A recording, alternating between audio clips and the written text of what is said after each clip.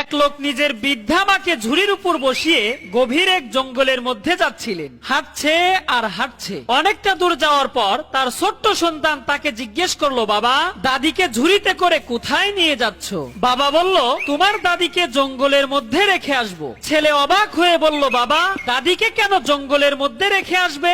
বাবা বলল, তোমার দাদি বুড়ো হয়ে গেছে, কোনো কাজ করতে পারে না, শুধু খায় আর ঘুমায়, তাই তাকে আমাদের কোনো কাজে আসে না। ছেলে অনেকটা সময় ভেবেচিন্তে বলল, বাবা, তবে দাদিকে রেখে আসার সময় ঝুড়িটা কিন্তু অবশ্যই নিয়ে আসবো। বাবা কিছুটা অবাক হয়ে জিজ্ঞেস করলো, কেন রে, ঝুড়িটা আনতে হবে কেন? ছেলে বলল, বাবা, তুমি যখন বুড়া হইবা, কোনো কাজ করতে পারবা না, শুধু শুধু টাকা খরচ করে নতুন ঝুড়ি কিনতে যাব কেন? এই ঝুড়িতে করেই তোমাকে জঙ্গলের মধ্যে রেখে যাব। ছেলের কথায় বাবার বুকের ভেতরটা চমকে উঠলো এবং মনে মনে ভাবতে লাগলো, আমি যখন ছোট ছিলাম এই বাবা মাই